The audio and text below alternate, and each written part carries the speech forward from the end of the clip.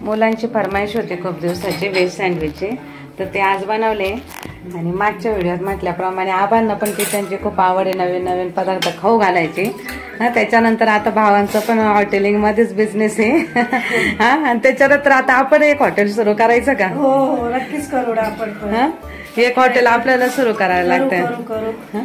आज नाही तरी मुलांना डबा दिला का, मुलं शाळेत डबा घेऊन जाताना तर त्यांच्या डब्याच्या चटण्या खाल्ल्या, भाज्या खाल्ल्या का त्यांचे मित्र म्हणतातच तुझ्या मम्मीला सांग ही भाजी बनवून द्यायला, ते द्यायला. आणि पोह्यांचा चिवडा तर बापरे, पोह्यांचा चिवडा स्पेशल चिवडा जर बनवून दिला ना तर पोरं म्हणायची नाही नाही नाही परत मम्मीला सांग चिवडा बनवायला पोह्यांचा. आता आपण काय करू, एक कॉलेज जवळ कॅन्टीनच सुरू करू.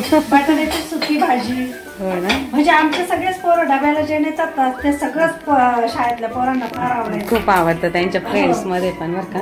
मग त्यांची पण तेच फरमाईशन असते, तुझ्या मम्मीला सांग कांद्याची चटणी बनवून द्यायला, कांद्याची चटणी, टमाट्याची चटणी, बटाट्याची भाजी, मिसळ.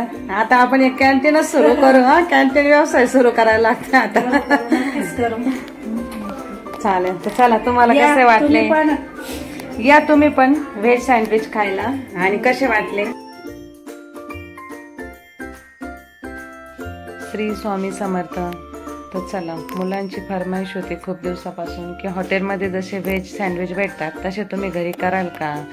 मम्मी काकू दोघांशी पण चाललं होतं, मम्मी तुम्ही तसे करा. तर मग यावेळेस काकूने मनावर घेतलं आणि बाहेर जाऊन सगळे खरेदी करून आल्या. तर आज मुलांची फरमाईश असलेले व्हेज सँडविच आम्ही बनवतोय. तर बघा, याच्याकरता बारीक टमाटा, काकडी, थोडंसं स्वीटकॉर्न आणलंय, गाजर, कांदा असं छान मस्त बारीक चिरून घेतलाय. आणि त्याला लावण्यासाठी पुदिन्याची चटणी करणार आहे. त्याच्यासाठी थोडंसं पुदिना, कोथिंबीर, आलं, हिरव्या मिरच्या घेतल्या. आणि आता हे सगळं साहित्य आहे ना मिक्सरला, हिरवी मिरची, पुदिना, कोथिंबीर, आलं, त्यात थोडंसं 1 चमचा दही टाकणार आहे आणि चवीसाठी चवीनुसार मीठ टाकून ते मिक्सरला बारीक करून घेणार आहे. तर हे बघा, अशी पुदिन्याची चटणी तयार झाली. आता या सर्व भाज्या आहे ना अर्धा किलो घेतलेल्या होत्या, गाजर, टोमॅटो, कांदा, स्वीटकॉर्न. तर ते असं छान बारीक चिरून घेतलं होतं. ते आता असं एकत्र मिक्स करून घेतोय आणि त्यात थोडंसं तिखट मीठ टाकणार आहे आपण, म्हणजे ज्यांना जसं आवडतं ना तसं त्याप्रमाणे थोडंसं तिखट मीठ टाकून ते व्यवस्थित असं मिक्स करून घेतलं आहे. हे बघा, आणि आपण व्हेज सँडविच करण्यासाठी थोडंसं मुलांची फरमाईश होती का एकदम हॉटेलसारखंच झालं पाहिजे, जसं बाहेर मिळतंय तसं. मग आम्ही पण त्यांच्या चॉईसप्रमाणेच करण्याचा प्रयत्न केला त्यांच्या फरमाईशनुसार. मग थोडंसं बटर पण आणलं आणि त्यांना चीज खायचं होतं त्याच्यासोबत, तर चीज पण घेऊन आलं. तर हे बघा, हे बटर आता थोडंसं गरम करून घेतलं आहे. असे ब्रेडचे आपण पीस घेतले, ब्रेडला असं छानपैकी आतल्या बाजूने थोडंसं बटर लावून घेणार आहे. त्यानंतर आपण जे चीजचे बघा असे पीस करून ठेवलेले त्याच्यावर ठेवण्यासाठी. आणि आता बटर छानपैकी लावून झालं की ही जी हिरवी चटणी केली ना ही सर्व ब्रेडला आतल्या बाजूला व्यवस्थित अशी पसरून घेणार आहे. म्हणजे पुदिन्याच्या चटणीची चव आहे ना एक वेगळीच अशी छान चव येते. तर व्यवस्थित ब्रेडला बटर लावून झालं एका बाजूने की ही पुदिन्याची चटणी छान पसरून घ्यायची.